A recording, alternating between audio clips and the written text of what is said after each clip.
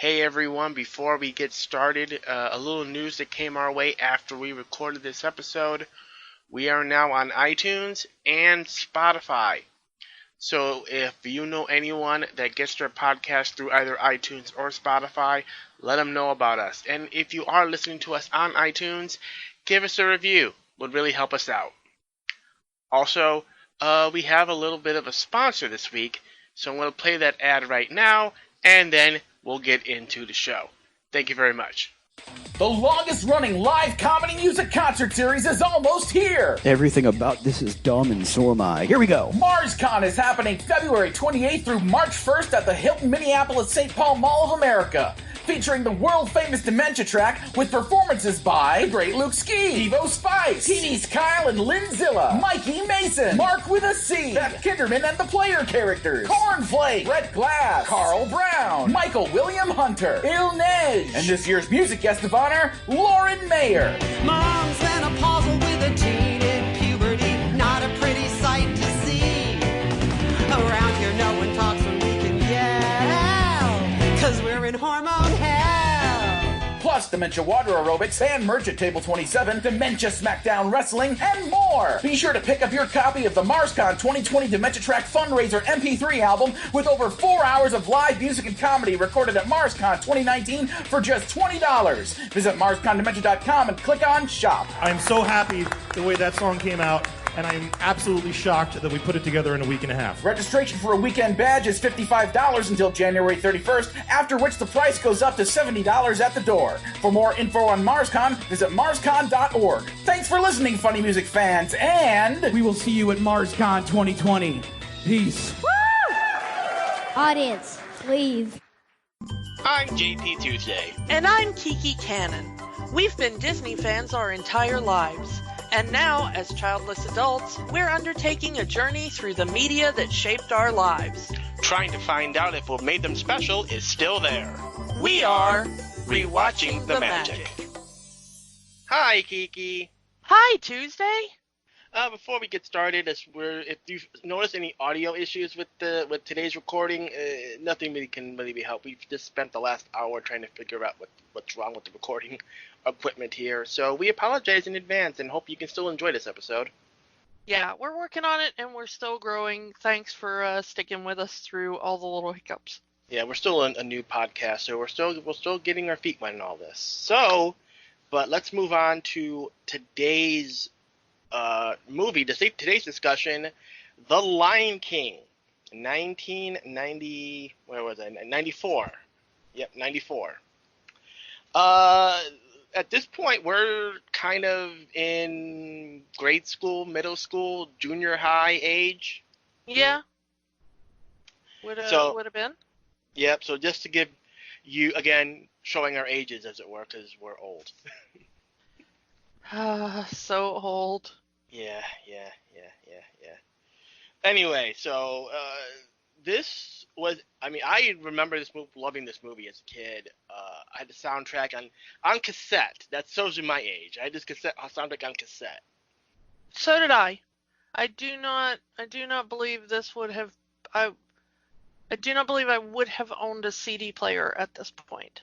I wouldn't own a CD player until roughly around the time of Hunchback. Because I remember Hunchback was one of the first CDs I ever had.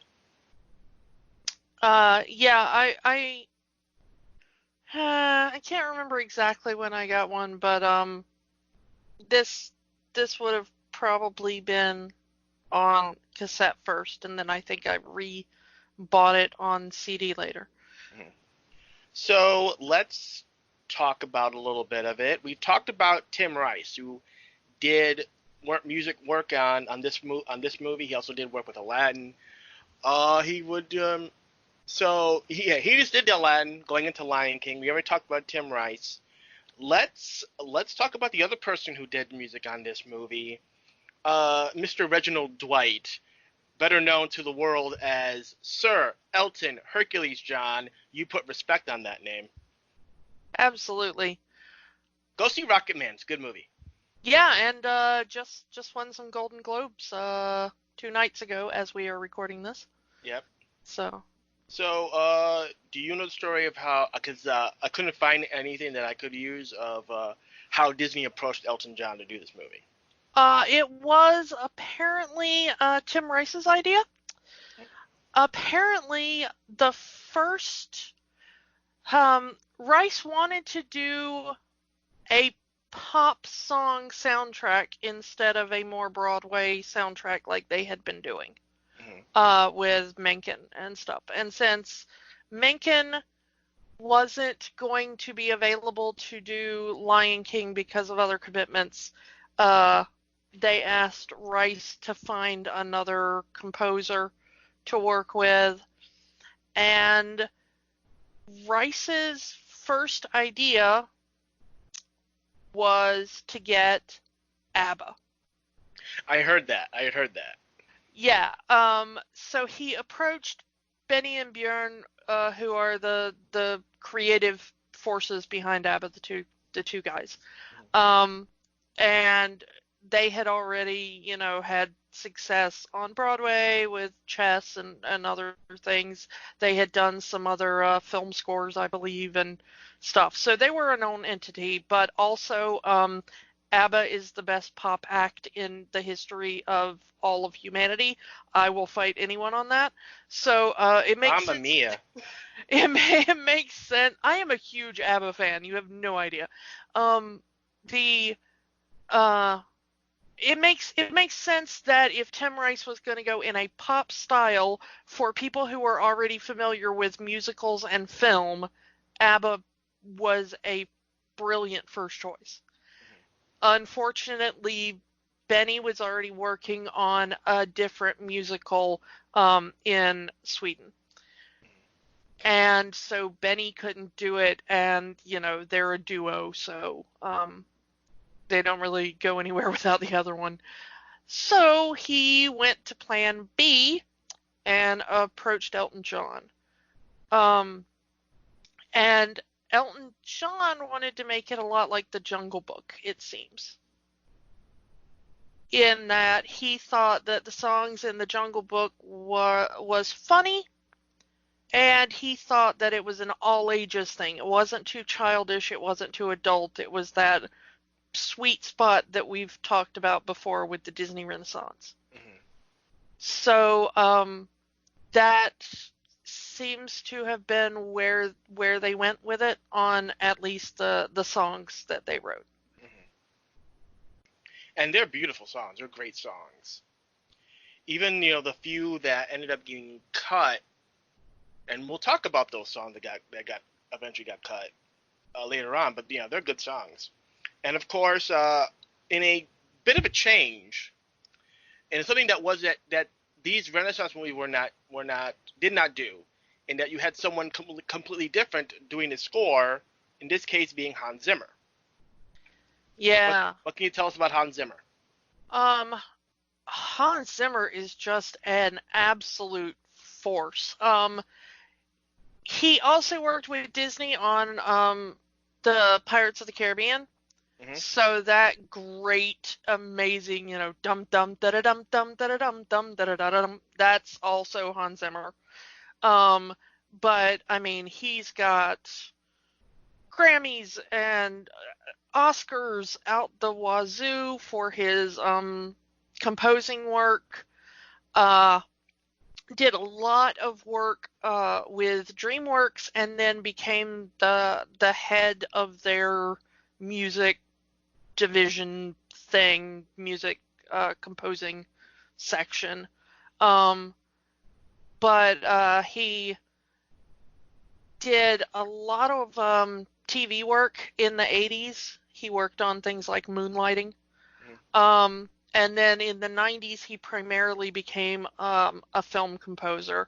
And he's composed so many films that you love. He composed Gladiator and Dark Knight and Inception.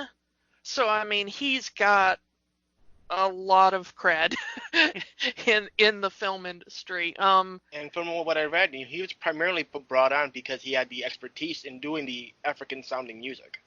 Yeah, he had done a couple of films before this where he had um, done kind of incorporated African rhythms, and the films, I believe, were set in Africa or had some connection to Africa.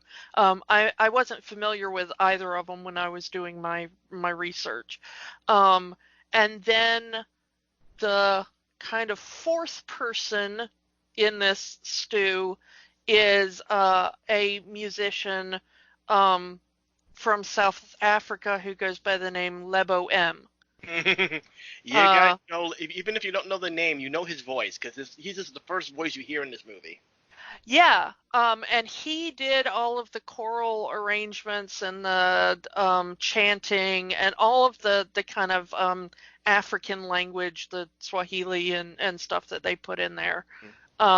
He did all that, and he formed a choir to record all of that, and he's very well known and very well respected in uh, in South Africa especially, but also in Hollywood.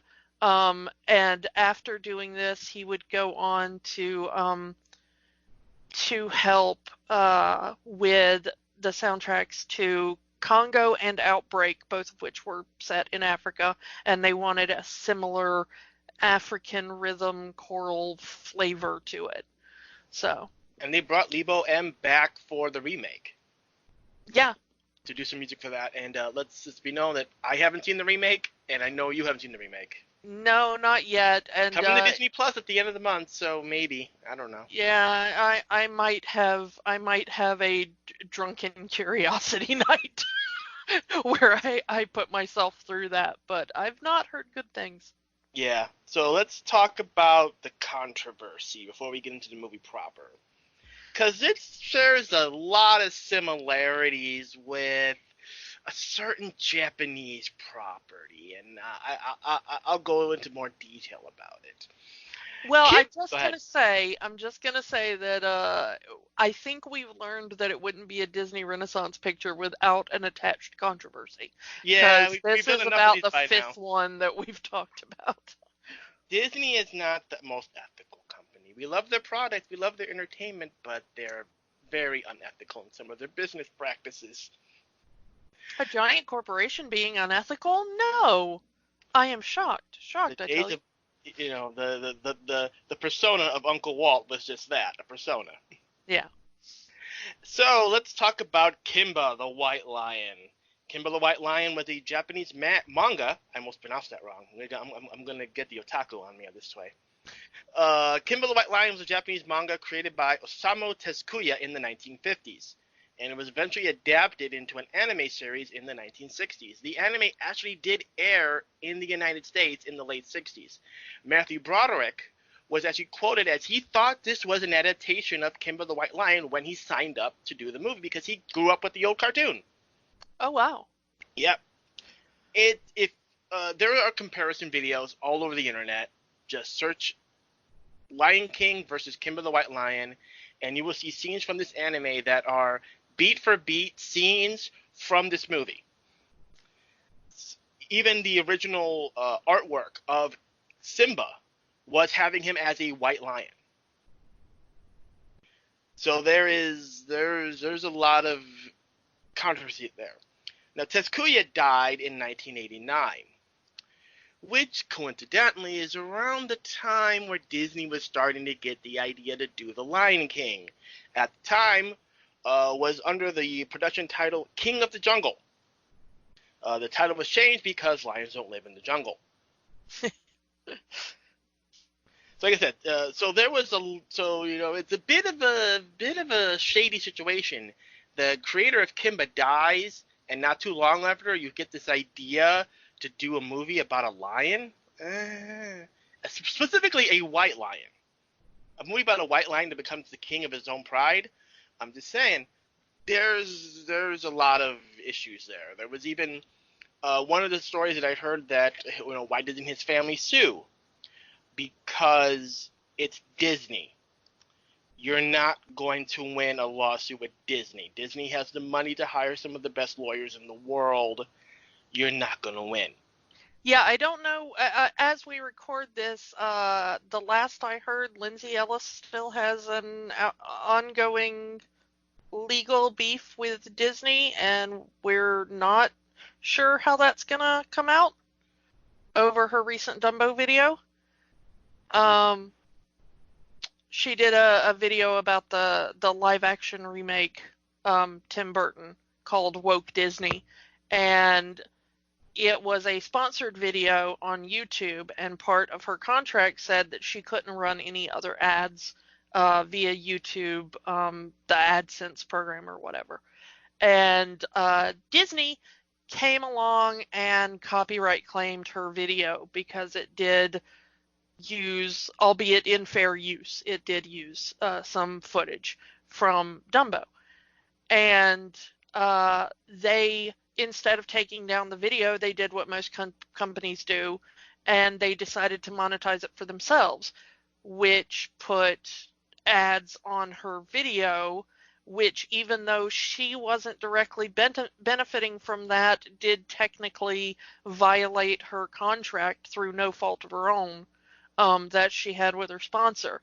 So last I heard, she was lawyering up and hoping to take on the corporate machine that is the mouse, and best of luck to her. Yeah, But we love Lindsay Ellis on this show. yeah, we absolutely do. We stand a legend. She has been great. So yeah, but yeah, like you're saying, most people will not sue Disney because it's, I mean, boy, that's an uphill climb. It is. The other, if you don't mind me, while we're talking about this, the other slightly more minor controversy on things Disney did without getting proper attribution is the use of the song "Lion Sleeps Tonight," and in that case, the family opted not to sue Disney, but to sue the company that licensed the song to Disney. Well, okay, Disney did get the song through the licensing, through the firm. That's kind of what most corporations do. Yeah. They don't go to songwriters; they go to the representatives of the songwriters or a record company. Yeah. Because 9 times out of 10, it's the record company that kind of owns the song. That's Yeah. not fair. It's not right.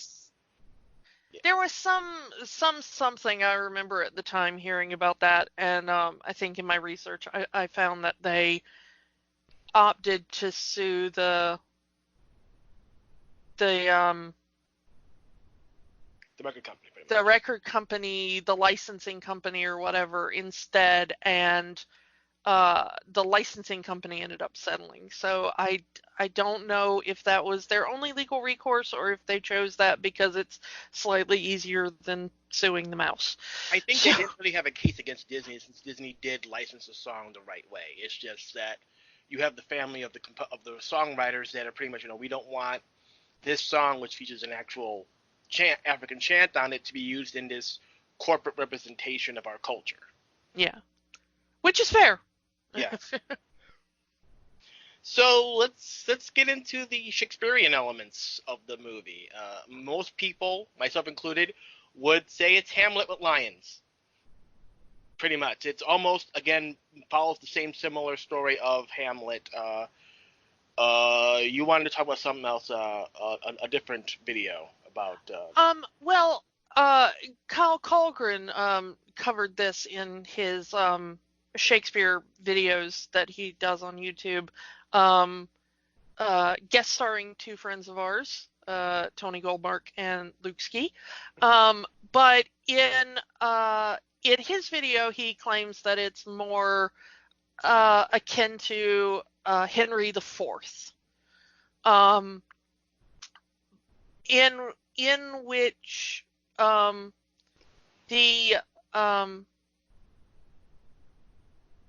there is the kind of young future king, Prince Hal, who is he doesn't really have the gravitas of a king, very much like Simba at the beginning, and through many trials and tribulations eventually gains that. He also has a bunch of kind of goofy, and because it's Shakespeare, drunken friends, Falstaff and his crew, who are very similar to the way that Timon and Pumbaa interact with Simba, things like that. You can go either way, but I will tell you, having done master's level coursework on the works of Shakespeare, Shakespeare reused his themes a lot. So pretty much anything that you can connect to one Shakespeare play, you can legitimately connect to like 5 other Shakespeare plays, because Shakespeare reused a lot of stuff, which, is not a slight against Shakespeare. Disney also reuses a lot of stuff, and that's not a slight against. A lot of tropes. Yeah, and have... the same was true then. So I guess we can skip that, because I had some notes here that kind of made fun of Hamlet. But well, no, I mean that I find the comparison to Hamlet to absolutely be legitimate, but I think a comparison to the story of Prince Hal is also equally legitimate. I don't think you have to choose one or the other. generally Shakespeare inspired, I guess. It is very Shakespearean in its themes and scope. Yes. I think that's the one thing Disney did admit, is that they wanted to do something very Shakespearean. Yeah, and I mean, bravo to them, because I'm absolutely for anything that introduces the works and themes of Shakespeare to a younger audience, or to audiences that may not have been familiar with it. So Lion King at Disney was seen as a B-level project. The A project was Pocahontas. Everyone wanted to work on Pocahontas. All the main animators, all the main story people, everyone wanted to work on Pocahontas because they thought this was going to be the big hit. This is going to be the one that's going to be the award winner. It's Pocahontas. It's not the Lion King, which is kind of ironic. Because, Lion King had the B team working on it. And it's kind of ironic because Lion King today is a more beloved film than Pocahontas is. Yeah, absolutely. Lion King... Yeah, go ahead. Oh, no, I'm just saying, I mean, it's... They really did put so much into Pocahontas because I think they thought that it was going to be more of the Disney princess idea. Mm-hmm. And Disney has for a while now, and certainly before the Renaissance even, had this idea that Disney's bread and butter is the princess. So with Aladdin and Lion King, neither of which really had the princess element, I think that they very much considered these the B movies. And both of them turned out incredibly well. Yeah, so. Lion King would go on to become the highest grossing animated film of all time. Only to be overthrown by Frozen. Yeah. And only to be overthrown by the remake of The Lion King. Only to be overthrown again by Frozen 2. Yeah. This war between lions and ice queens is never going to end. Yeah. But if you're only counting hand-drawn animation, The Lion King is still the top movie of all time. Yeah. Absolutely. Straight up. And I think that's all we can say in terms of anything that's not the movie. Yeah, let's get to the movie. Let's get to the movie. Lion King, 1994. I watched it on Disney+. Did you watch it on Disney+? I also watched it on Disney+. All right, the movie is listed as The Lion King, the Walt Disney Signature Collection, not Lion King 1994. Now, so it's taken from the recent Blu-ray release, which I do have. I'm looking at it on my shelf. The Walt Disney Signature Collection is pretty much what they're releasing all of the classic movies under these days. So if you see a classic animated Disney movie in the store, like Aladdin or Lion King or Beauty and the Beast, it's going to have that Walt Disney Signature Collection on it. And so this is the Blu-ray version, and it has the current Disney logo. We just talked about last week with Hunchback having the old school blue castle logo. Here's the current CG logo. Yeah. So, let's get into the teaser trailer for The Lion King. Oh, AKA yeah. AKA the Circle of Life sequence. Honestly, I think this was the most brilliant marketing move possibly in all of Disney. Take the first 4 minutes of this movie, and that's the trailer. Yeah, and I don't think if you weren't alive, and especially a child at the time, but I remember even my father talking about it. Just imagine being in a theater to see something completely unrelated, and the circle of life hits you, and it is the first time you have ever experienced that. Did you see this movie in the theater? I did, yeah. This did was, not. I did see the re-release 10 years later though. yeah, but I remember this trailer coming up in the theaters, and they tagged it with like every major film for like a year before. And you're just sitting there in a theater, and out of nowhere that like and you're just like, that was a punch in the face as a kid. And then that entire sequence is so beautifully animated. That is. I mean, to this day, still I was watching it for the rewatch, and I was thinking, man, this animation is exactly as gorgeous as I remember. We were talking last week about, imagine if they had done something like this for Hunchback. Yeah, I honestly don't think it would have worked as well for Hunchback, and I'll tell you why. Hunchback and Beauty and the Beast and Little Mermaid even, all of those start with an exposition song that sets up the world. But the brilliant thing about Lion King is, especially if you're talking about like a Broadway or a traditional theatrical musical, Circle of Life is the sort of song that would be like right before intermission. This would be the absolute like crest of the play, musically speaking. In any other context, this is a absolute showstopper, and this is what they choose to start the movie with. Yeah, and it's so that chant, that's all in Zulu, written and performed by Lee Boehm. As the entire story takes place in Africa, it sounds very regal, because it is about a king. It's very regal, at least to me. It's very regal sounding. Yeah, but when you translate that into English, here comes a lion. Oh yes, it's a lion. Very generic. Yeah. I mean, if you listen back to it and just imagine the English translation being like, "Oh, it's a lion! Look, here comes a lion! It's a lion, Daddy! It's a lion!" Because that's basically what it means. Yeah. In the translation, and I'm not sure if the African audience really got the same scope of. Yeah. Because there's something, especially when you're like raised as an Anglophone who doesn't speak any other languages, anything vaguely foreign kind of sounds impressive.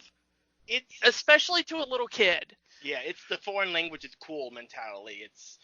I think every country at some level has that foreign language is cool. That's why if you ever go like to Japan, they're like obsessed with English. Yeah, and I mean, okay, I get it because I was that same kind of kid. But yeah, to grow up and to find out that Simba just means lion. Yeah. Like that's just his name. That's everybody's just like, "Hey, lion, come over here. Lion, look at the," So yeah, when you know things like that, it does kind of take some of the mystique out of it a little bit, I feel. This is my cat. His name is Cat. This is my dog. His name is Dog. Yeah. So, yeah. So let's moving on. The various animals gather at Pride Rock to witness the presentation of the new lion cub, Prince Simba, son of the King Mufasa. Everyone bows to the future king. Boom, title screen. That's the whole scene. 4 minutes. But it's the song that really makes that scene. Yeah. And I mean, you want to talk about the Kimba thing again? That whole circle of life idea is all through Kimba. Yeah. So, Yeah. I mean, they really weren't keeping that a secret by starting the film with An entire generation grows up holding things up Rafiki style with baby Simba. Yeah, you want to talk about the shot? I mean, we didn't really. There really isn't one in Hunchback, so we didn't really talk about it last week. But Lion King has that one shot and no other. Yeah. You know, there is not even a contest for that. If you haven't held something up like Rafiki does to Simba, you are lying. Yeah, everybody has held their pet cat. Like, if you've ever owned a pet cat, you have held it up like that. I've seen parents hold their kid like that. Yeah, there is that. But for two old adults who don't have any children, the pet will do. Yeah, I have held like every pet that I can hoist like that at some point. I want to see you hold your dog like that. I know he's a big boy, but you know. I did it when he was a puppy and he was small enough that I could do that, but he's over 50 pounds now, so I'm not lifting that. So that's the opening of the Lion King. I guess we can. Is there anything else you want to talk about that opening scene? Yeah, this is also one that's kind of, and we are by far not the first to talk about this, of course, but there's some really disturbing kind of political ideas between all of the herbivores and stuff in the jungle being like, oh yes, bow to the thing and hope it won't eat you. Yeah. You know, it's a little, you know, I even have in my notes, yes, bow to the thing that will eat you. Bow, peasants, bow to your doom. Which is, you know, I can't help but think of it in that, you know, I mean, when you're what would have been then, like 11, maybe 12 at the time this came out, you don't really think about it in quite that way, but as an adult you're like, no, don't bow, zebra, run, zebra, run Antelope, run. So I guess we can move on to Scar. We meet Scar, voiced by the legendary Jeremy Irons, lamenting that he will never be king because of the birth of Simba, as he is kind of hunting out a little mouse. And you will never see another light of day. I just love the way Jeremy Irons did that whole opening monologue with Jeremy Irons. It's just amazing. Because anything Jeremy Irons says is amazing. When I love everything Jeremy Irons does, but when he decides he's going to chew some scenery, he is at his absolute best. And you don't get it. I mean, if you're going to be the villain, you're going to choose some scenery. Yeah, I mean, he really comes at this like an old school villain. Mm-hmm. But I mean, whenever he decides to go like absolutely incredibly camp with his performances, it just comes across so beautifully. There's more ham here than Pumbaa. Yeah. And he recently just did the Watchmen TV series and played Ozymandias, and there are many shades of Scar in that. In the way he just kind of camps it up and is the overwhelmingly evil and you know, haughty kind of guy that is too given to his own sense of intelligence. Mm-hmm. It's very similar in kind of ideas and themes there, and watching that I was just like, ooh, it's like live action Scar. It was so good. So let's enter Zazu, voiced by Mr. Bean himself, Rowan Atkinson. This was probably the first thing I ever experienced Rowan Atkinson in. Not me, because I believe Mr. Bean was actually airing on HBO at the time. So I was watching Mr. Bean at the time. Yeah, we didn't get HBO until I was like an adult, so I But I then didn't again, see Mr. that. Bean doesn't talk. So there you go. Yeah, this, and then I kind of saw a couple of clips of Mr. Bean, and then the next thing I really knew him from was I believe Four Weddings and a Funeral. That he was in that one, I believe. So yeah. So Zazu's interruption causes Scar to lose the mouse, so he gets to eat Zazu instead. I mean, Bye, Zazu. It was nice knowing you. easiest money Rowan Atkinson ever made. No. Enter Scar's brother, Mufasa, voiced by the legend James Earl Jones, Darth Vader himself. Yeah, cast because they thought his voice sounded like a lion roar. Well, he was also got the voice for being Darth Vader because his voice sounded deep and booming. Yeah. So it pays to have a deep voice, I guess. Yeah, it does. And the only one of any of these characters to have kept the part for the remake. Yep. So Because you can't recast James Earl Jones. yeah, I dare you to try. So he saves Zazu from becoming lunch. It's very clear that Scar and Mufasa have a troubled relationship. They are brothers, but they don't exactly get along. Something happened. It's never explained in the film, but these two do not get along. It kind of was explained in the Lion Guard TV show, which we did not talk about how big the Lion King franchise became. You know, the movie gave us 2 sequels and 2 TV shows. The TV show, the Timon and Pumbaa show, and the more recent one, the Lion Guard, which follows Simba's second child, Kion, as he becomes captain of the guard. And in the Lion Guard show, it's revealed that Scar was the previous captain of the guard. And it even shows us how these two had their trouble relationship. Pretty much, Scar did everything he could as captain of the guard to gain Mufasa's respect, and Mufasa kind of shoved him to the side. You know, even when he ended up getting his scar from protecting Pride Rock from a rogue lion, he just kind of laughed it off. Oh, I'm going to call you Scar now, and kind of dismissed him, and that's kind of what started Scar's path down to evil. Yeah, also in one of the books, I think one of the tie-in books. Yep.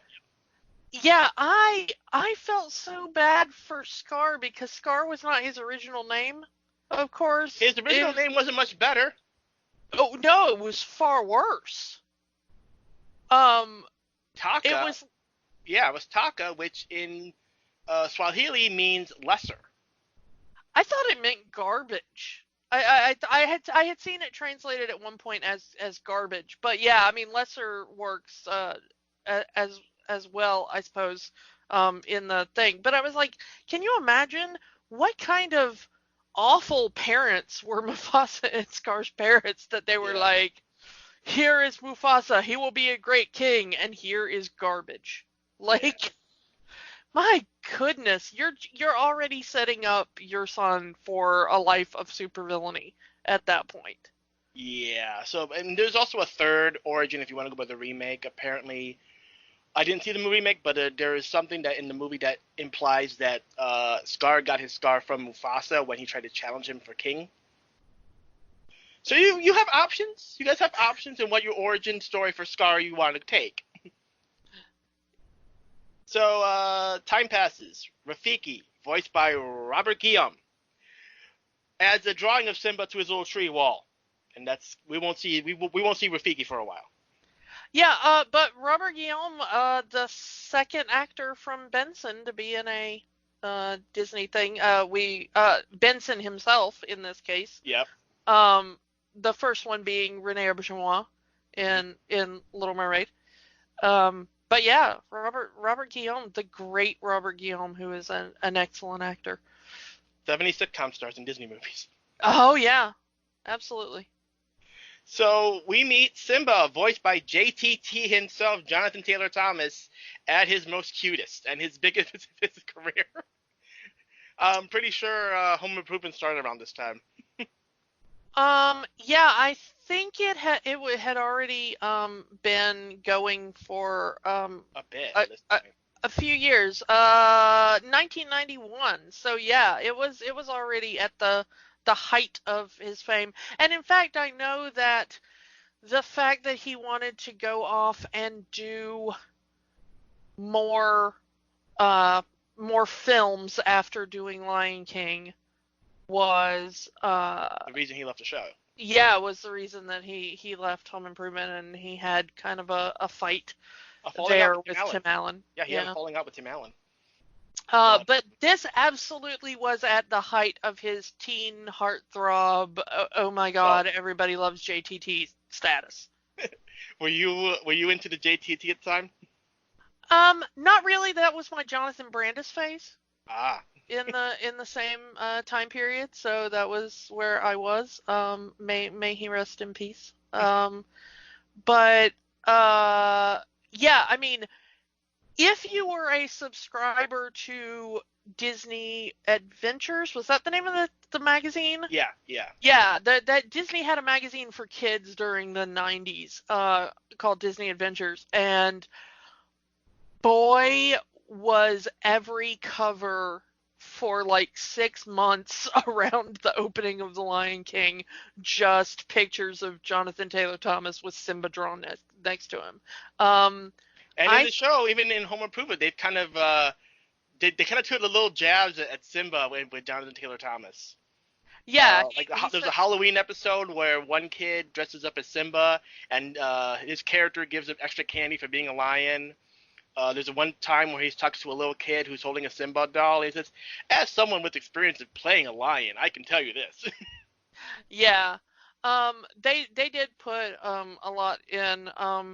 Oh, I forgot to mention during the talk about Kimba, as long as we're talking about TV shows making fun of Lion King, that did lead to one of my favorite jokes in all of Simpsons history. When the Lisa is that one is seeing Bleeding Gums Murphy in the clouds, and then all of a sudden a version of Mufasa pops up and goes, "Kimba, I mean Simba, avenge me!" And then Darth Vader comes up saying, "Luke, I am your father." Yeah, and just plain James Earl Jones saying, "This is CNN." Yeah, because James Earl Jones was he was the voice of CNN back in the day. He was indeed. In fact, I think he still is. I think that they have the rights to use his voice till the heat death of the universe. But yeah, so Jonathan Taylor Thomas, this was absolutely the biggest teen heartthrob on the planet at the time, at least in the U.S. Yeah. So we got Simba. He's a little active child, as hyper young children are. Yeah, the sun's not risen yet. He's trying to get his father awake, and we meet Queen Sarabi, voiced by Mag Sinclair. And I just love that whole sequence. Your son is awake. Before sunrise, he's your son. And I pretty much, every parent would probably have gone through that whole scenario. Yeah, I mean, I hear a lot of that from friends of, Yeah. No, Childless adults here, guys. Childless adults. It's your turn to change the diaper or whatever. Well, I mean, even us as children, Christmas morning, trying to wake our parents up, saying, it's Christmas, blah, blah, blah. Yeah. So Mufasa gives the Circle of Life speech. Everything the light touches is our kingdom. We all part of the Circle of Life. To this day, the term Circle of Life is used. Everyone uses that term, meaning whatever, something that goes around comes around, everything, history repeats itself, Circle of Life. And that's one of the longevities of this movie. Yeah. I mean, I don't really have trouble with it as a philosophy on its own. Mm-hmm. If you broaden it out a little bit into kind of like, all the herbivores have to bow and scrape in hopes that they don't get eaten kind of thing. Like, I'm not down with that. But Go ahead. But as far as a food chain thing, that definitely holds up. You know, the lions eat the antelope. The antelope, or the lion, when the lion dies, the lion becomes the grass. The antelope eats the grass, and the lion eats the antelope. Circle of life. Yeah, I mean, pretty much everything, from bacteria on up the food chain, pretty much nothing survives on the planet without the death of something else. Mm-hmm. Dead things fertilize the grass. I mean, Mufasa is right. So even herbivores, are still feeding off the death of something else. And it might just be more plant matter. It might be another animal. It might be, but yeah, but it definitely is at least that, unfortunately, no matter how little impact you want to have on the planet, you're still going to have an impact on the planet. Yep. Which I think is something that maybe should have been talked about more often in previous generations. Yeah. So let's move on to one of those cut songs they've talked about. You see, remember when we talked about Beauty and the Beast, how it talked about there was a cut song and they put it back in 10 years later? So for the 10th anniversary of The Lion King, they put a song back into the movie. The Morning Report. This version of it actually comes from the stage production, the Broadway production of The Lion King. And the best way they can describe it is Morning Report is basically Dad Jokes the song. All animal puns. In the regular version, which is on Disney Plus, you see Zazu, Rowan Atkinson, is doing all these animal puns. I told the elephants to forget it, but of course they can't. Cheetahs never prosper. Now imagine that as a song, and you have the Morning Report. Jeff Bennett does the song on the Morning Report, but only for this one, because again, it was recorded 10 years later. And Evan Staccato does the voice for Simba. Again, 10 years later, the original actor was way too old to be recording the song. Again, it's a fun little song. I like it, but I know a lot of people were upset. My big thing for the remake is the fact that we never got John Oliver to sing this song. It is a travesty that we never got John Oliver to sing this song. It is a travesty whenever John Oliver doesn't get to do anything, in my estimation. I absolutely adore John Oliver. He is... I don't want to say that because I did like a lot of the other actors that was cast in there. But it's like, I don't care as much about Beyonce. I've seen James Earl Jones do Mufasa. Chiwetel Ejiofor is great, but I don't know. But when they were like, and John Oliver is Zazu, I was like, that might be difficult to turn down. But,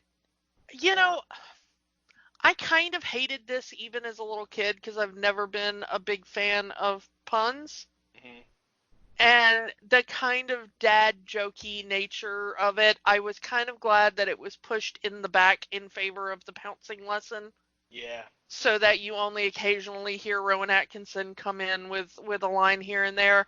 I think if it had been an entire song, I would have absolutely loathed it at the time, and probably even now.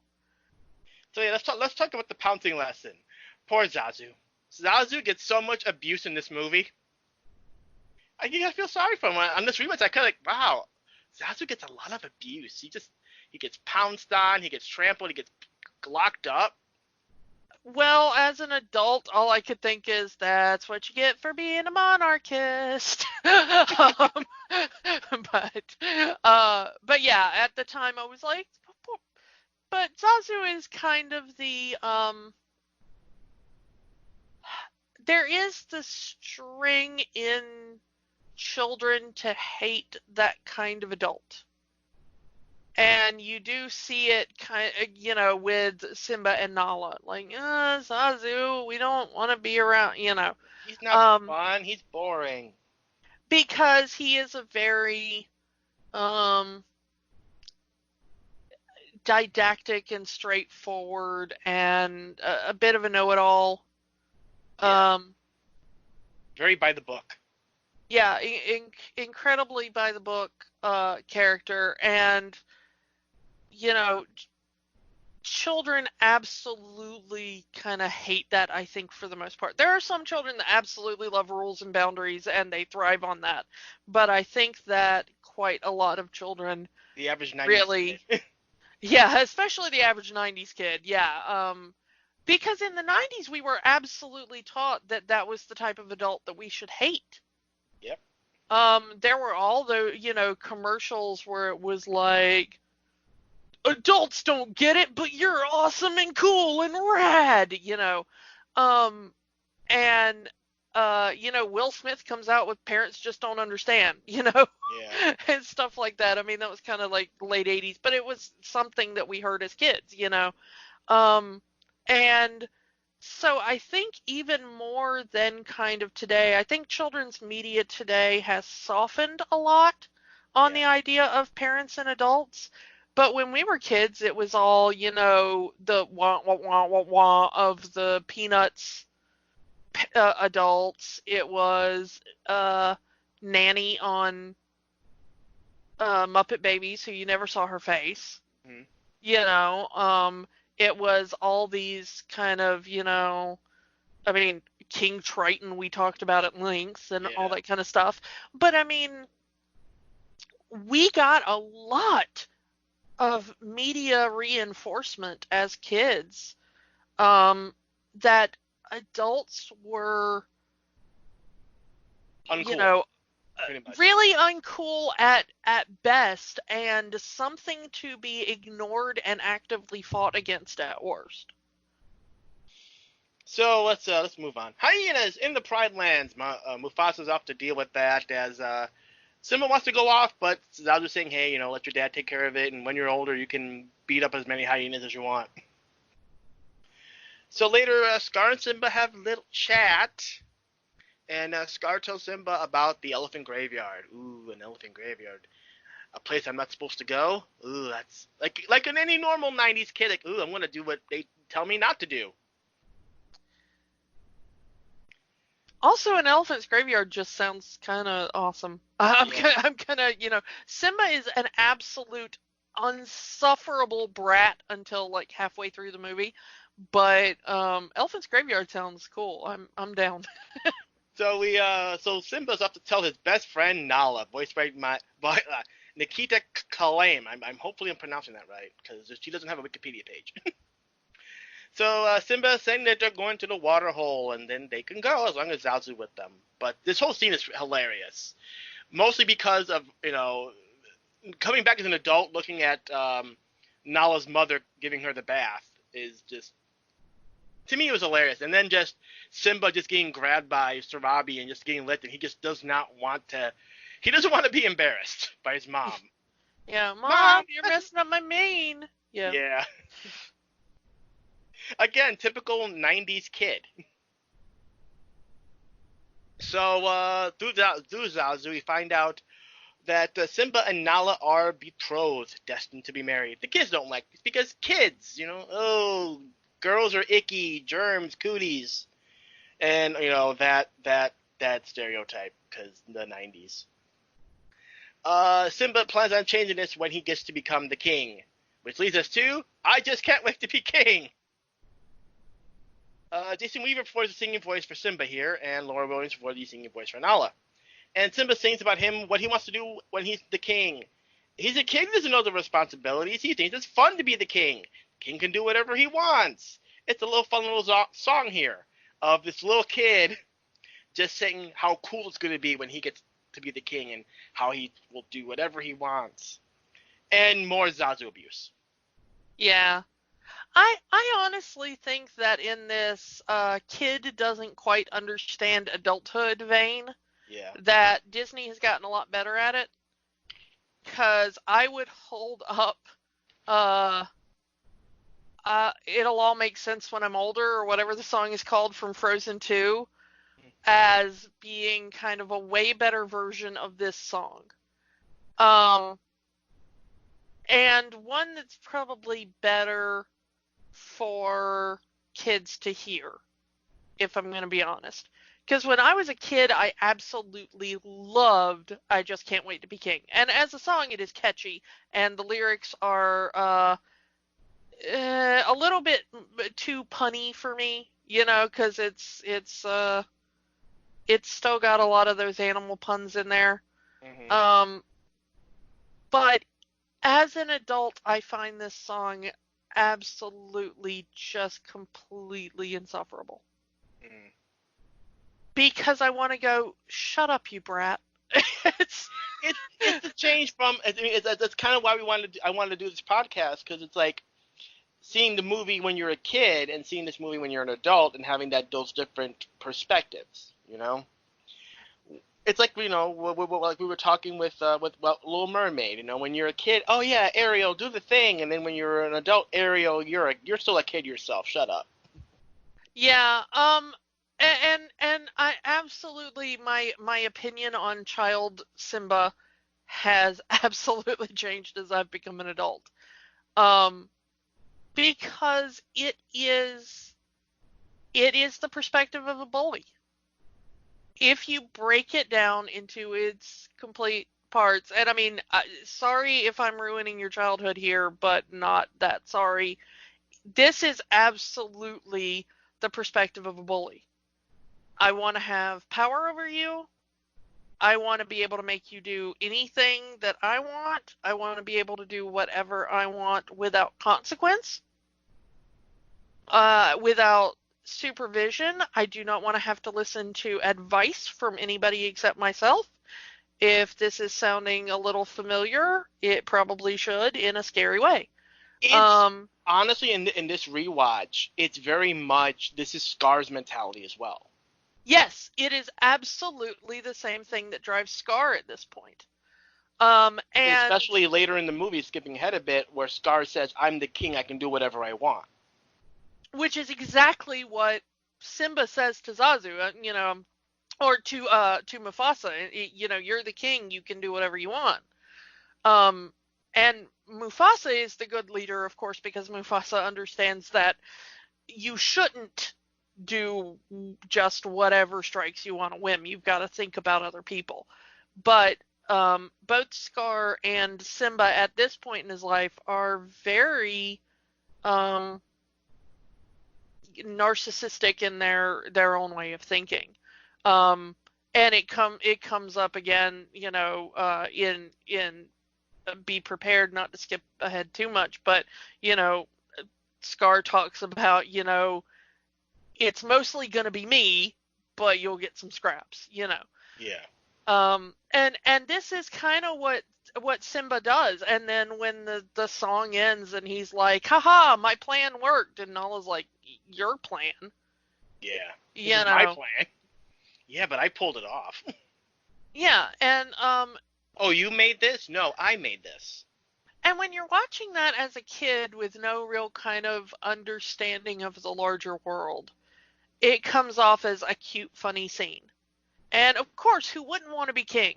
Why would you want to wait to be king? You get to do whatever you want. You get to eat ice cream for dinner. You get, all these childish ideas, not realizing that is absolutely the perspective of the same kid that beats you up and steals your lunch money every day at school.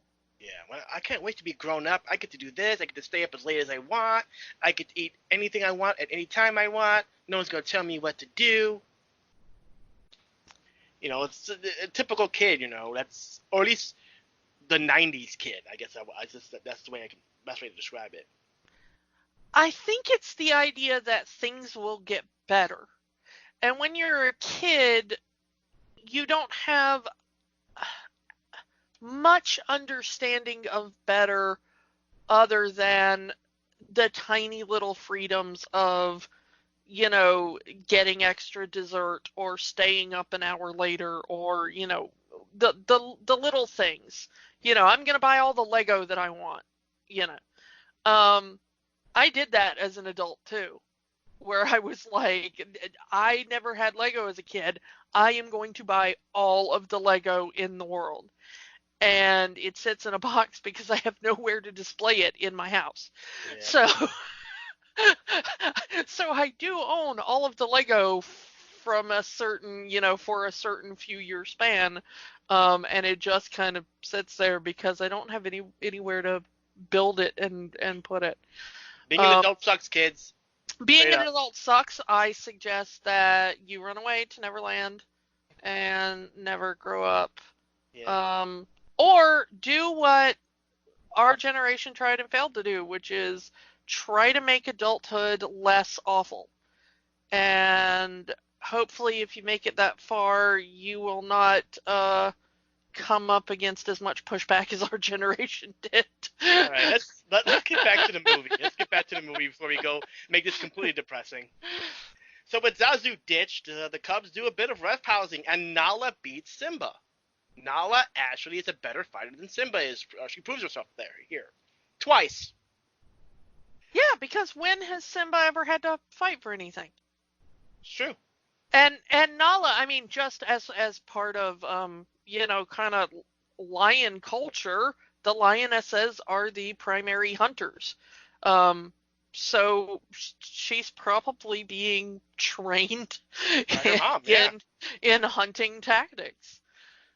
So yeah. But now they've reached it, the elephant graveyard.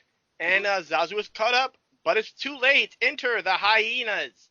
Shenzi, voiced by Whoopi Goldberg. Banzai, voiced by Cheech Marin. And Ed, voiced by Jim Cummings. Jim Cummings keeps popping up. Oh yes, and we will talk about Jim Cummings and his brilliance a little more in a second. Jim Cummings is a great voice actor, and we'll talk about it later. Yeah. The coolest thing about this then and now is how well the animators got Whoopi Goldberg as a hyena into that artwork. Yeah. Because that Shenzi looks so much like Whoopi Goldberg in all of her facial expressions. Like, you take any freeze frame of Shenzi and you could put it next to a photo of Whoopi making the exact same facial expression. Well, the way Disney does it is that they actually filmed the voice recording process for that reason. Oh yeah, but some of it are better than others. Yeah. You can't really like with Timon and Nathan Lane, they do really well.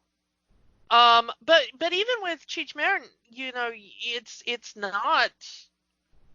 If you freeze framed that, you wouldn't immediately go like, "Oh, that's Cheech." Mm-hmm. It doesn't have that kind of. But I think Whoopi Goldberg is such an expressive person that her facial expressions are so easy to translate in some ways, because she does have that, just gigantic smile and, the way her eyes move and stuff like that. So. Yeah, and I think the Hyenas get a song in the stage production. If it was my choice, I would have taken that song from the musical instead of Morning Report. Could you imagine, Whoopi Goldberg and Cheech Marin singing a song about eating lion cubs? Yeah, that'd be great. I would love everything about that. So the Hyenas, they don't like trespassers on their land, and Simba's not afraid because he's a overconfident kid. And he, repeats what Zazu said about the hyenas being stupid, Ixnay on the Upitstay. I love that line. Yeah, who you calling Upitstay? Apparently they have pig Latin in the African savannah. Yeah. Well, they got a lot of pigs. Yeah, it's true. The hyenas chase the cubs and Zazu. Zazu gets caught and into the birdie boiler. Not the birdie boiler. Which you gotta wonder, how many times has this happened to Zazu that he already immediately knows what they're gonna do and is dreading it? Zazu gets a lot of abuse. Maybe he's just used to the abuse. Yeah, maybe that's a favorite lion game back at home. Who knows? Maybe when he was young and the other lions would pick on him. So the Cubs are cornered, but luckily Mufasa comes in to save them, but he's not happy. And neither is Scar. His plan to have Simba killed failed. So we are skipping here, but because there's really not much to talk about the scene. Mufasa and Simba, they have their talk. A king doesn't go looking for trouble, and how you're the king. You're never scared. I was scared today. He was scared of almost losing Simba. And then we get the stars of the great kings of the past speech, and then all you have to do is look to the sky, see the great kings of the past, and you'll never be alone. Because Mufasa knows he's not going to be around forever. And he's trying to. But this scene is absolutely made by the Hans Zimmer score. yeah. That like like in the background, you're like, that would have not been such a profound scene, I don't think, without that score in the background, because that score just kind of rips your heart out. Yeah, because Simba's saying, we're going to be together forever, and you could see with the music and the look on Mufasa that one day I'll be gone. Yeah, that's how you becoming king works, you little brat. Yeah. I have to die, and then you become king. There's no retirement plan for kings. Though they try to do that in some of the other movies, but it doesn't really work that way. Yeah. This isn't a Princess Diary situation. Yeah. So, meanwhile, at the hyena's lair, Scar is disappointed that they didn't get the job done. And it's my favorite line that Scar has. I have it on a t-shirt. I'm surrounded by idiots. Yes. That was I love my I've always loved that line from Scar, and for Christmas, my brother got me a shirt with Scar on it, and it says, I'm surrounded by idiots on it, and I love that shirt. New plan! Kill Mufasa! Song! Be prepared! This is where we're talking about Jim Cummings, because Jeremy Irons blows out his voice in the recording of this song. And if you listen really, really, really hard, you can tell when it happens. Well, there's some talk, because Jim Cummings does fill in. There's talk that he didn't do any of this song, and Jim Cummings was the entire song. Yeah, it is debatable how much of this is Jim Cummings. But even if it's a mix of the two, I honestly dare anybody to pinpoint it, because in having done interviews with both Jeremy Irons and Jim Cummings in years since, neither of them seems to be that sure who is who. Jim Cummings does a very good Jeremy Irons impression. Jim Cummings does a very good everything. But yeah, this is one of the reasons why I wish that Disney would kind of work more with trained voice actors. Mm-hmm. There is such a massive difference between the way you have to treat your voice when you are just acting in a movie, because you get a lot of downtime between scenes as they set up cameras, as they set up lights, as they, check on things, move things, redo costumes, all that kind of stuff. There's a lot of downtime on a typical movie set. There is not in a recording booth. Mm-hmm. A recording booth is an absolute sprint to the finish that can last for hours. And this is why Jeremy Irons, trained theater actor, blew out his voice doing this. In my rewatch, I noticed Jim Cummings during the final chorus. Like, prepare for the coup of the century. That is Jim Cummings. No doubt. But as a kid, did you ever once think that was two voices? No. Because they didn't. Yeah, exactly. They kept that hidden. And they kept that hidden for a very long time. Over 20 years, they kept that hidden. Yeah. And that's the thing, is that, when you're trained to do this kind of vocal gymnastics, I'm not saying it's easy, but you can absolutely sustain it for longer with the proper training. And it can be dangerous to your vocal cords. Yep. In a permanent sense, to do this without kind of knowing what you're doing. And that's why I don't always like the fact that Disney has started doing this stunt casting with, just kind of regular film actors, because I don't think they take it as seriously, and not only does that come across in the performance, but that could impact their entire career. Yeah. So, please, please, please use more trained voice actors, or at least get some trained voice actors to train your stunt cast, Yeah. This is this is why using Broadway actors who are used to singing as well benefits a Disney movie like this. Because they're doing this night after night after night after night. Yeah, they already know these tricks that are very similar to what trained voice actors use. So they don't typically have as much problem coming into that setting and maintaining that over that long of a period. But yeah, I feel bad for Jeremy Irons in that, and I'm glad his voice recovered from that, because that could have been much worse. I've heard some absolute horror stories, even from trained voice actors over things that have happened. But Jim Cummings, this is probably my second favorite voice acting story from The Lion King. I'll talk about my first one in a bit, but Jim Cummings being able to just step in and be like, oh yeah, I can absolutely be a perfect Jeremy Irons on the fly, is probably one of the greatest things. Which is the best option, because you would think that they would get Frank Welker to do Ed, because that's his expertise, his animal voices. And yes, Frank Welker is in this movie, but he was doing more important things. He's not credited, but he's in the movie. I said we'll get to that later.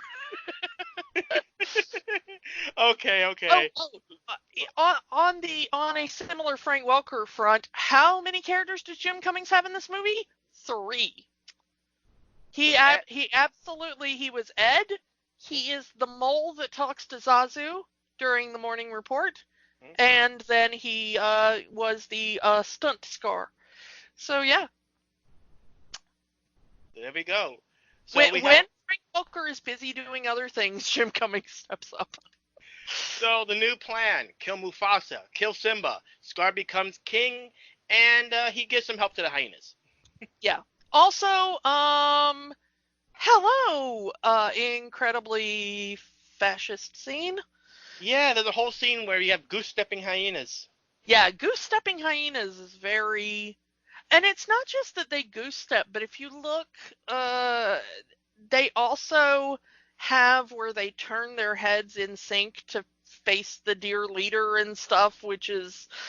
Ooh, that's chilling if you have watched enough propaganda from certain regimes. So the animators really did a terrifying job in the color scheme, in the way everything is set up. They were absolutely drawing from some very particular and infamous propaganda footage. So let's move on from the fascism for a bit. Let's go to the next day. Scar takes Simba into a gorge, saying there's a surprise from his father there, and that maybe he should work on his roar. Meanwhile, the hyenas are by some wildebeests, waiting for the signal for Scar to force the herd into a stampede. So Simba works on his roar, and it echoes in the gorge, and here comes the wildebeests. So Simba thinks he's caused it with his roar, but it's really the hyenas leading them by snapping at their legs. Scar tells Mufasa, and he races to save Simba. Charging through, Mufasa saves Simba, but is dragged by the herd. He leaps, he climbs the rocks, but he's met by Scar. Everyone knows this scene. Everyone. The scene that traumatized an entire generation. Scar, brother, help me. Long live the king. fling him off. Scar flings Mufasa off, and he's trampled to death by the herd. Yes, every 90s kid gets traumatized by this scene. The perfect thing is Jonathan Taylor Thomas's no when he's yelling it. That's also chilling. And his acting in the next scene. Because he was such a kind of like, one, a child actor, and two, the teenage heartthrob. People really forget that Jonathan Taylor Thomas is a very good actor when he is given material to work with. A lot of the movies that he did when he started doing movies were kind of these like, Family comedies, yeah. Yeah, really ridiculous fluff nonsense movies that nobody really remembers. But when he actually had some dramatic stuff to play with, and some of it came up on Home Improvement. Yeah, I remember the episode where they thought his character had cancer. Oh yeah, and he had absolutely brilliant performance in there.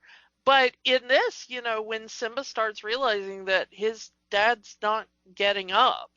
Yeah, the first was like the denial, like, Dad, get up, we have to go home. Yeah, and he does the same move that he did in the morning, pulling on his ear. Come on, we're gonna go, and everything about that scene in the way that it is performed is absolutely brilliant, and all credit to Jonathan Taylor Thomas for pulling that off, especially at that age too. Yeah.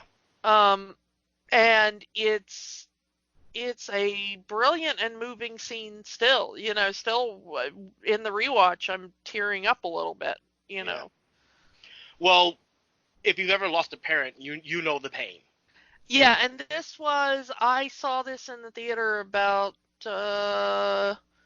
2 years or less, depending on when it came out.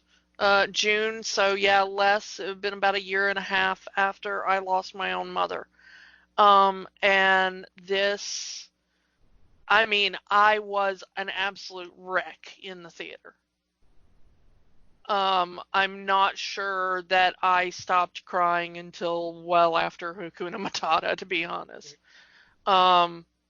So yeah. I absolutely love Disney movies, but one of the more recurring traumas of my childhood was the fact that every Disney movie has the dead parent theme, which happened at the exact wrong time in my life. Yeah. And this was a big one because instead of it just being like the parent isn't there, you actively get to see the parent die. Yeah. Which nobody knew that was coming.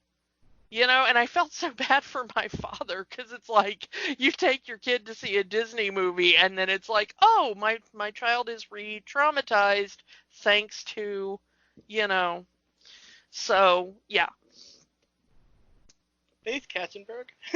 Yeah. Well, just thanks Disney in general because, it goes back, this absolutely was a replay of Bambi's mom. Yeah. The modern or modern for the 90s anyway. Yeah. So let's Scar tell Simba it was his fault. You killed your father. If you hadn't done what you'd done, they wouldn't have been stampeded, and your father would still be alive. Tell him to run away. Run away, never return. You cannot show your face to the pride, knowing that you killed your father. Only to stick the hyenas on him. The coldness in Jeremy Irons' performance when he's saying kill him. Yeah, Jeremy Irons is an excellent villain, and has proven over and over again with probably 3/4 of his acting jobs being the villain. Typecasting. Yeah. So, but Simba's able to get away. He runs through the thorns, the briar patch, or whatever it is, and just gets out of there.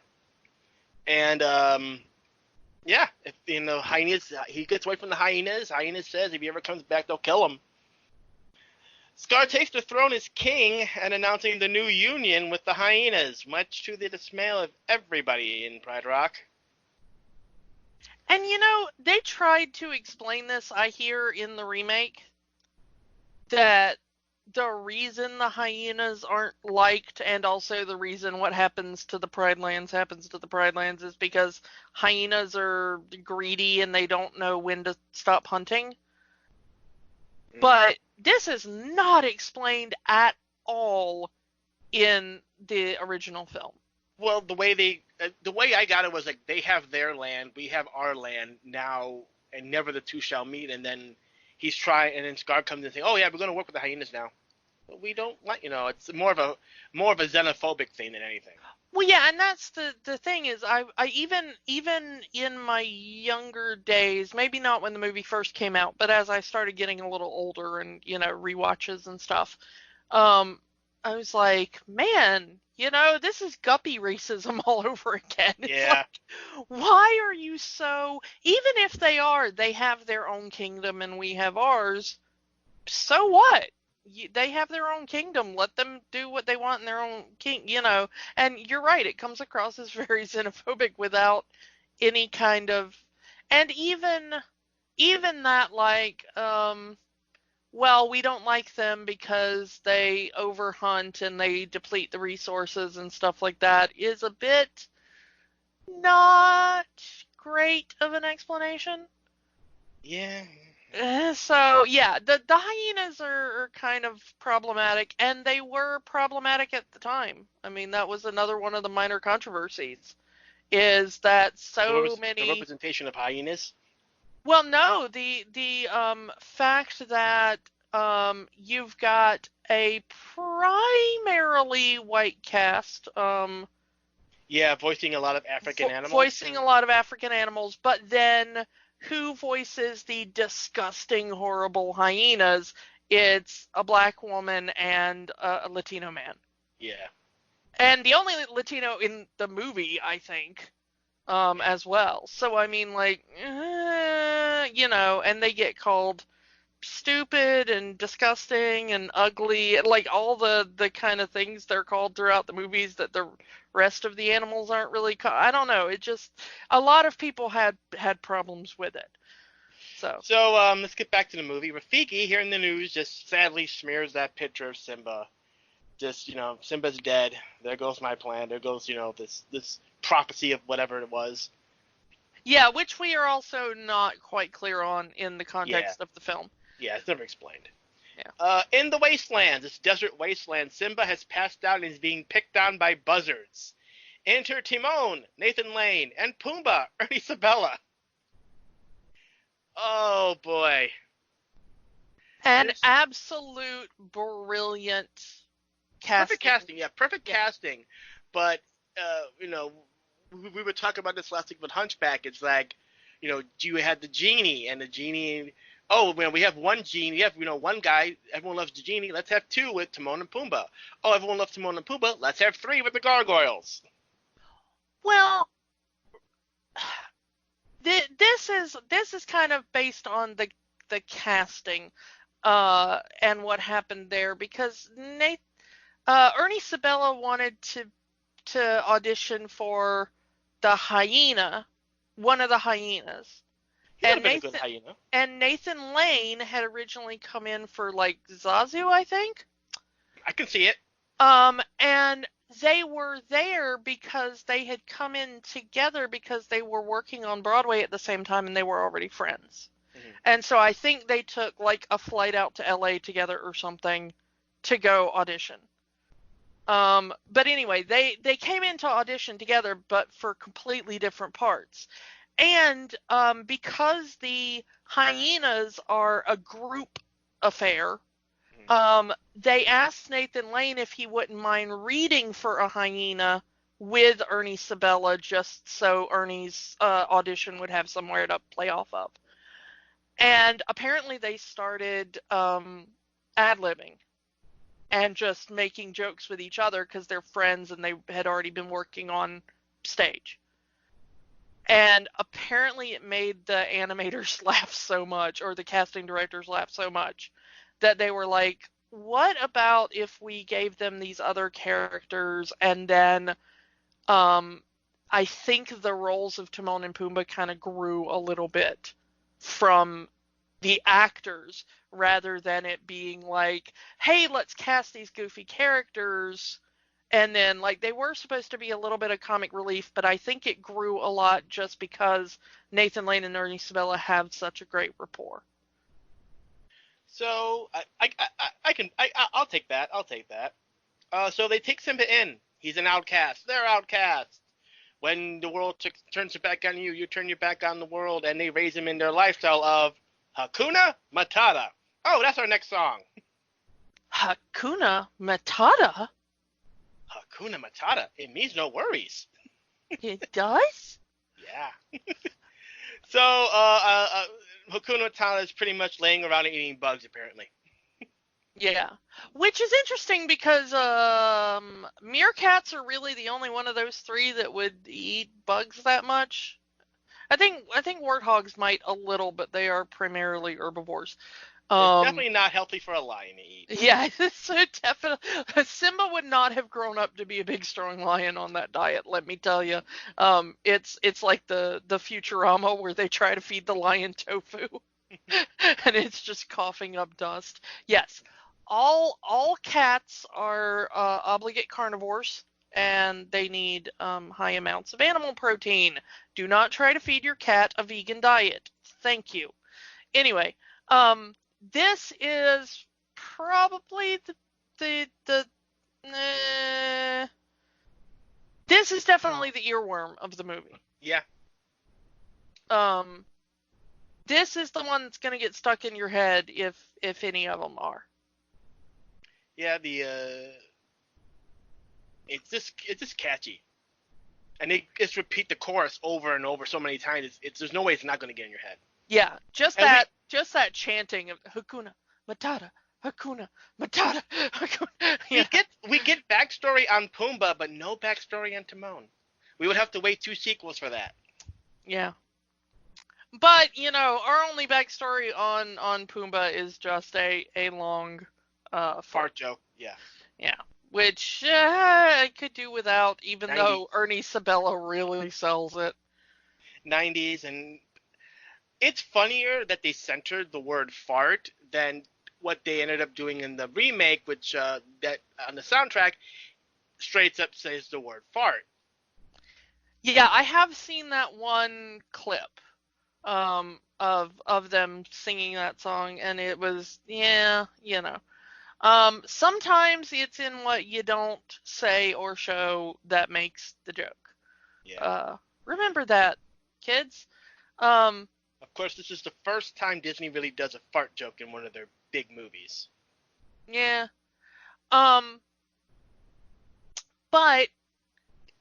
this song is absolutely brilliant.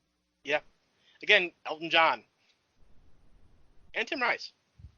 Yeah, but I mean, everything about this just comes together. It's good lyrically, but it's got just a super catchy beat.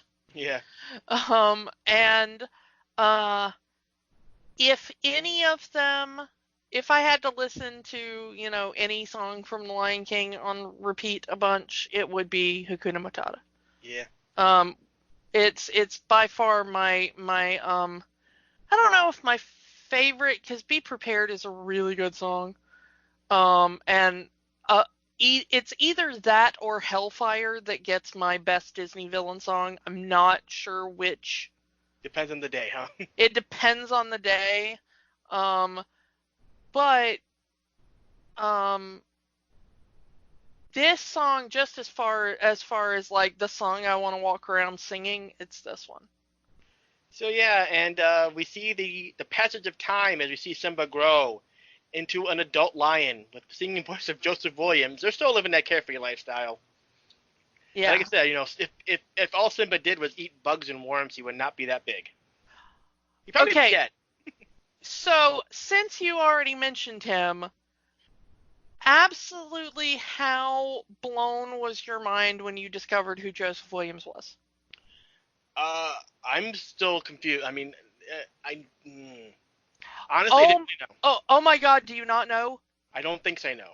This is the son of John Williams. Oh, wow.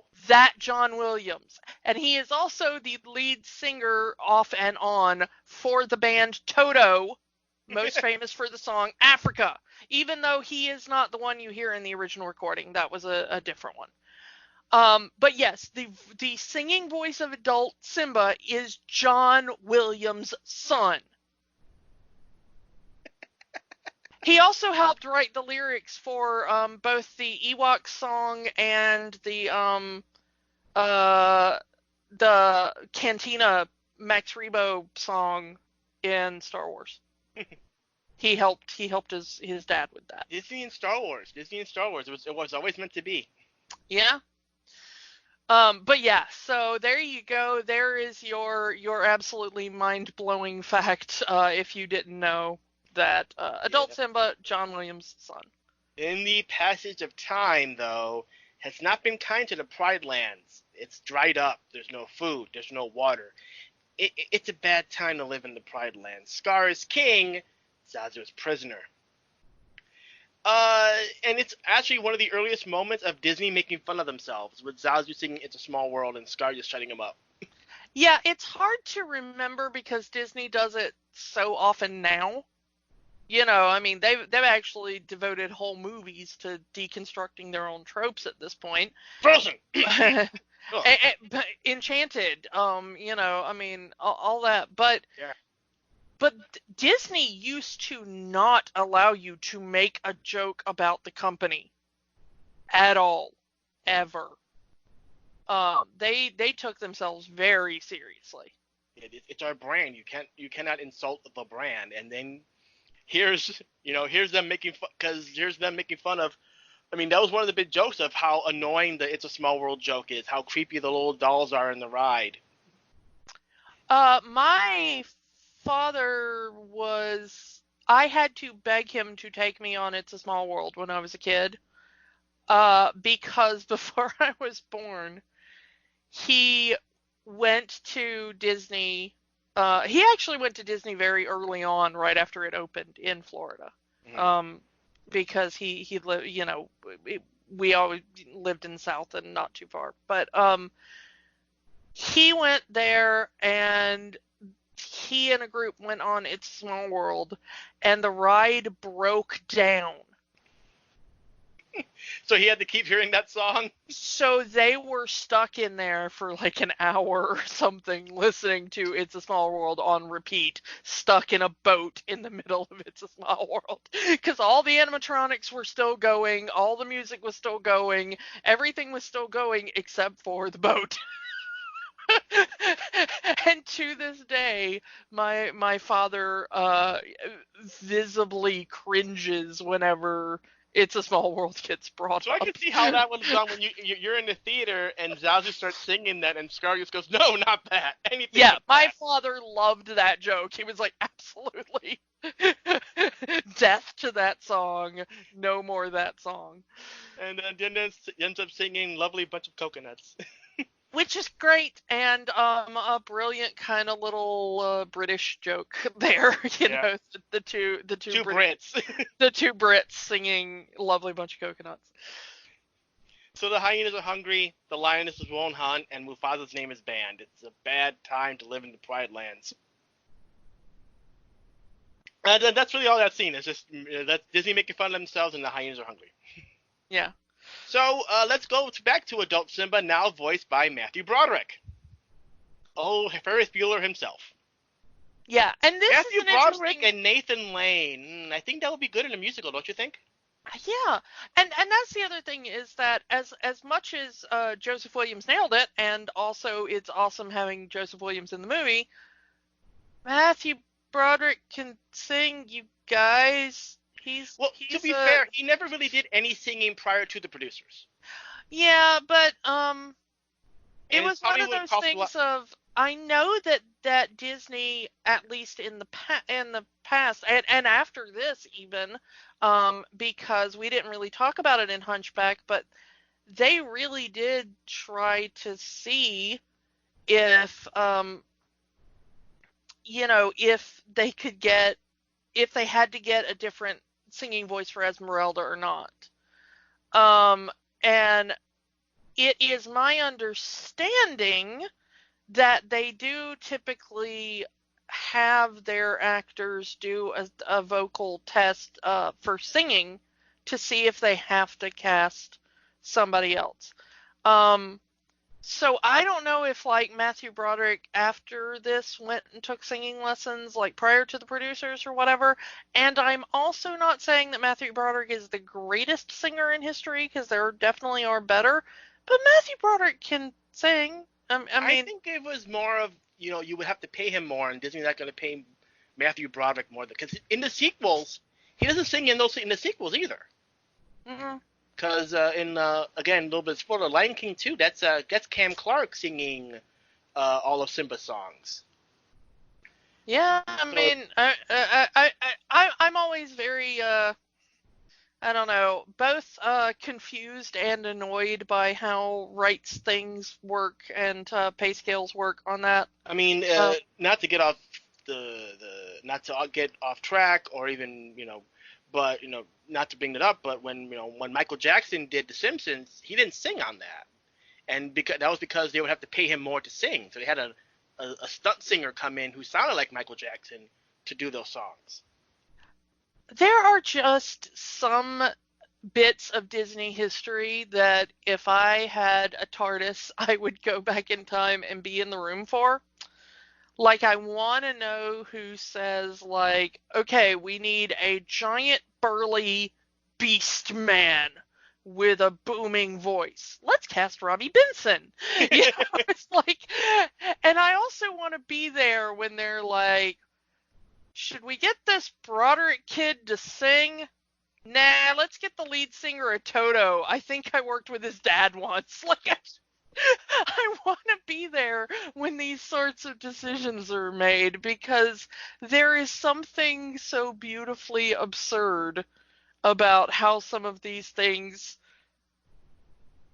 coalesce in my brain that they're probably not as funny in the reality. It was probably just like, oh, it turns out Robbie Benson can deepen his voice, and we found that out now. But it's Matthew Broderick wanted too much money to sing. We're not going to have to. yeah, it's probably something ridiculously boring, but in my brain there's like a whole, SNL skit that takes place with these things. So let's get back to the movie here. So they look at the stars, and Simba gives the same speech that Mufasa gave of the great kings of the past. And Timon and Pumbaa kind of laugh it off. Oh, a bunch of royal dead guys are looking at us. That's, who told you that joke? And Simba walks away disappointed because they insulted his father. One of the last things his father ever told him. It's very depressing. Yeah. And he just goes away to a little cliff area, lays down and kicks up dust. Controversy! All of the controversies of Lion King. So the special effects of The Lion King was done by a company called SFX. And they were not going to get credit in this movie. They were going to make their credit. So they had the dust spell SFX. Someone For like thought, all of 2 frames. yes. Because they wanted their... what, like, not even a second. Yeah, 24 frames a second, and 2 frames of that is SFX. So someone thought it said SEX. Oh no, Disney is putting subliminal messages in our children's minds to have them think about sex. Oh no, there's no subliminal message. That comes in the next song, kids. Oh yeah. Oh yeah. And that was one of the things I was thinking about, was why wasn't this scene the controversy? Yeah. The next song, why was that not the controversy instead of this? Get to it. So on the Blu-ray version, on the version on Disney Plus, that's gone. It's just a regular, the wind blowing up the dust. And the wind blows the dust straight to Rafiki for some reason, showing that Simba is alive. How he got that from dust, I don't know. Magic. I think the fruit that he's eating had fermented and he's just drunk. Simba's alive. Update that picture. Update Simba's Facebook picture. Yeah. New profile pic. Who dis? It is time. Time for what, Rafiki? You're not telling us anything. So and again, we go back to the trio. We get the lion who sleeps tonight. We already talked about that. Pumbaa end up wandering off and getting hunted by a lioness. But Simba's there to save the day. The lion pins him. Third time. It's Nala. Now voiced by Moira Kelly. And Nala is very surprised that Simba is alive because she was told that Simba was dead. This means Simba is king, but Simba doesn't want to be the king. Not after what he did. No, I can't go back. No. But now the two want to be alone, shooing off Timon and Pumbaa. They say they miss each other. They snuggle up. Timon knows what's going on. Timon is not a dumb guy. He knows exactly what's going on, which leads us to Can You Feel the Love Tonight? The big love song from the movie. And was the big single because Elton John sang it. Yeah. Pretty much the only time the pop song version of the song in the Disney credits actually makes sense. Yeah. Because you can't have Elton John write the music and not have him sing. On the soundtrack, he actually sings most of the songs. He sings Circle of Life, Can You Feel the Love Tonight, and there's a version of I Can't Wait to Be King. Yeah, and they're all good, but I mean, they're not in the movie. Yeah. Yeah. Sally Dworsky is the singing voice for Nala, even though it's all inner monologue, but we'll just go with it. Is that what you took that as? Because I just took that as being the same people that sang Circle of Life. It's like a weird Greek African chorus. Well, it's very specific to the characters, so I think it's just inner monologue. Potato. Yeah, I mean. So Simba can't tell Nala about the past. Nala knows Simba hiding something, but doesn't know what it is. And the two just enjoy hanging out. They haven't hung out for however many years it's been.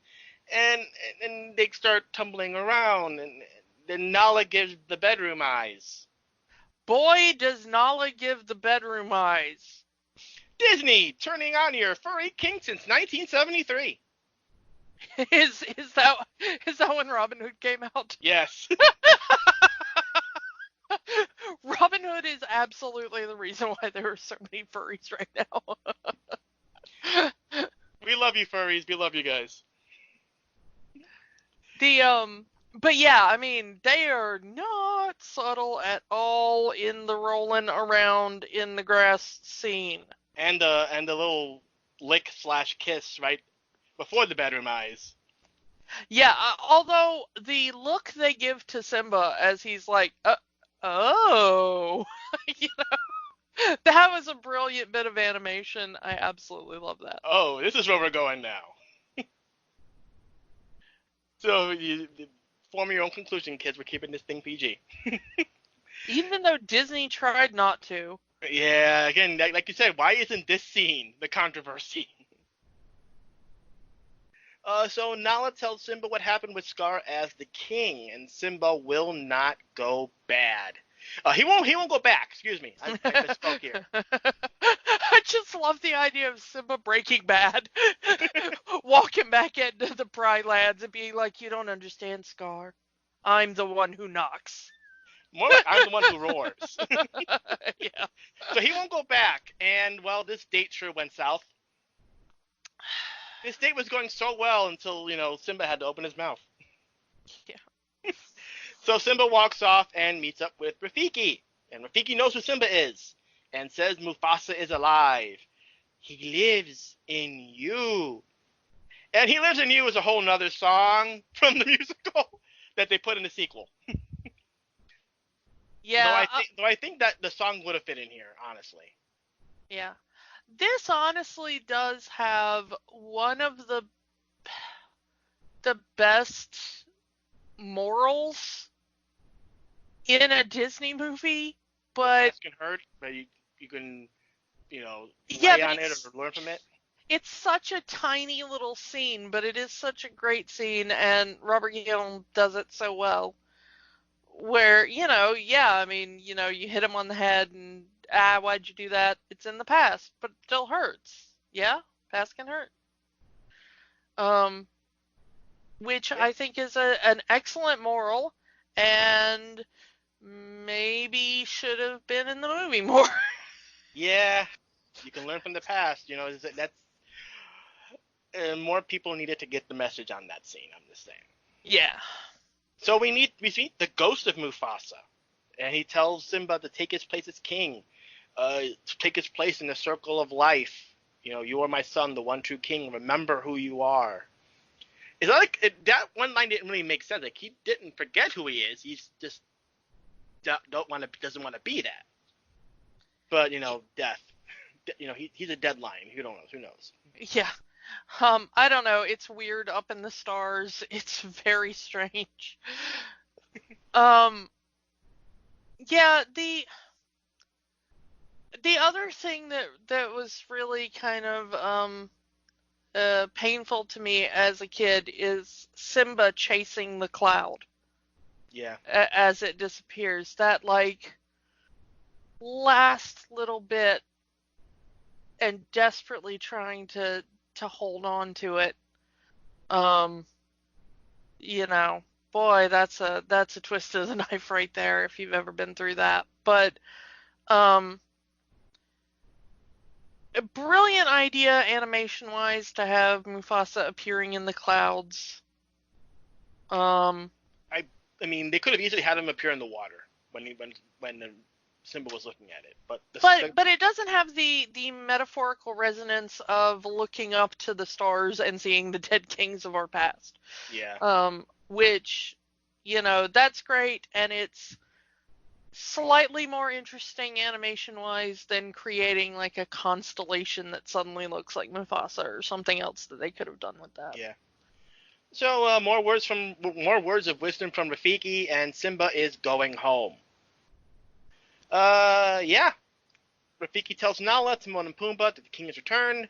Nala informs the two of the situation with Scar and Simba, challenging him to be king. Nice little montage of Simba running through the very wastelands he was running from the last time, where Timon and Pumbaa found him. He's running home. The amazing he was able to know how to get home from being away from it that long. Yeah, animals are just smarter than humans in that respect. Yeah. No GPS. Simba did not need a GPS to find home. So yeah, Simba returns to the Pride Lands to see for himself how dried up it is. Now Timon and Pumbaa join him, and they need to get past this group of hyenas that is blocking the way to Pride Rock. Live bait distraction. Dressed in drag and do the hula? Luau! This has always been one of my favorite scenes from The Lion King. I wonder how many people were introduced to the concept of drag queens through Timon. Well, I don't know, but Nathan Lane is a perfect thing for that, especially since he would do the Birdcage. Yeah. Not long after this. But this, just as far as you want, like, comedy interlude, for my money as a kid, this was the comedy interlude of the movie. Timon not the fart jokes, It's a Small World was funny. The puns were just painful. Timon doing, like, the funny little hula rap was absolutely the greatest thing. Are you aching for some bacon? Yes. But I do not like the way Pumbaa becomes when they find out Simba is the king. He just grovels. He immediately gravels. Yeah. Yeah, he gravels at his feet. But yeah, I mean, Timon, I like his reaction better because he's like, yeah, whatever. He's still Simba. He's still just our buddy. And eventually he does kind of give a little bow of respect, but I don't think Timon ever decides that Simba really changes in his eyes because of the king idea. Yeah. But Pumbaa hears the word king and immediately is like, whatever, my liege, I will do anything. Please don't eat me, kind of thing.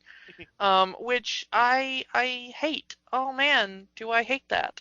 So I'm very much more with Timon in this. You go, Timon. Yeah. Well, the distraction works, and Simba and Nala are able to sneak past and make it to Pride Rock. Ugh, I can talk. Nala goes to gather the lionesses, and Simba deals with Scar. Scar calls out Sarabi for not hunting, but there's nothing to hunt. Boy, is that a great bit of animation. Yeah, Sarabi walking with her head held high through the hyenas. Yeah, she has nothing. She has no shame. I mean, she has nothing to be ashamed about. Yeah. That's like, hey, we did our job. We cannot do our job because you suck as a king. Yeah. Mufasa would have done better. And then the backhand slap that Scar gives Sarabi, and telling him I'm 10 times the king that Mufasa is. Like, which, how delusional do you have to be in your own narcissism? I mean, narcissism is already delusional to begin with, but how delusional do you have to be standing in the middle of an actual wasteland among starving populace, screaming about how you're a better king than the king who fed his people for his entire life? Well, he's the king, and I think, is this where we get the "I'm the king and I can do whatever we want" line? Yeah. Yeah. So like this is, I mean, it's the delusion of Scar. He is the king, therefore he is the greatest king that ever succeeded. The Pride Lands will never be as bigly as it is under King Scar. We are making the Pride Lands great again, people. And yeah, Simba cannot stand it anymore. Just seeing his own mother just slap like that. That's like, you don't mess with it. You don't mess with his mother. Scar surprises Simba is even alive. Oh hell, another job you failed at, hyenas. Yeah. Yeah, he just. But hey, did you want to be a cactus butt to go after him? No. I didn't want to be a no. No, nobody wants to be a cactus butt. Let him run. So yeah, and then Scar just straight up insinuates Simba has a secret. Why don't you tell everybody, who is responsible for Mufasa's death? And of course, as far as Simba is concerned, it was his fault. So he says, "I'm responsible." Yes, Scar and Frollo need to have a gaslighting championship, because boy, do they convince their respective charges of all of the wrong things. Yeah. But I don't know. I guess Frollo was correct that the world is cruel and people would treat Quasimodo badly to some extent. Whereas Scar is just outright lying. So I guess Scar wins the gaslight off. So yeah, Scar is trying to walk in on Simba when Simba's backing up, because Scar has the entire hyena pride behind him, just marching forward on him. And Simba kind of backpedals over the cliff of Pride Rock. Thunder strikes, causing a fire. Because you kind of need that. This is the climax of the movie. You need a big disaster to happen to kind of raise up the tension. They do love their storms and fire. Yeah. Disney at the end of it. In Beauty and the Beast and in Little Mermaid, it is a storm. In Hunchback, it is the molten lead fire. Whatever. Thing going on there. Yeah, and in Lion King, they get both. Yeah. So. And yeah, Scar is the mirror of that scene earlier in the movie, And then he tells him, "This is my secret. I killed Mufasa." And then Simba just lunges at him and makes Scar tell everyone the truth that he killed Mufasa. And the moment Scar says it, the hyenas attack Simba. Then here comes the lionesses, and the lionesses attack the hyenas. It's an all-out brawl between hyenas and lionesses. Timon and Pumbaa join in. Rafiki joins in. Boy, Timon and Pumbaa once again, great scene. Running into the cave there. Yeah, Timon runs into the cave. There's Zazu still in prison. Let me out! Let me in! And now for the references only the parents in 1994 would get. Yeah. References to Taxi Driver and In the Heat of the Night. Yeah. Movies that no kid in 1994 should have ever seen. Are you talking And to me? yet I knew both of the references, having seen neither movie. Are you talking to me? Are you talking to me? They call me Mr. Pig. Yeah. So, yeah. At least I'll... Great scene. I love it. Yeah, you don't see what happened after that, but you actually hear Rowan Atkinson as Zazu saying, take that, take that.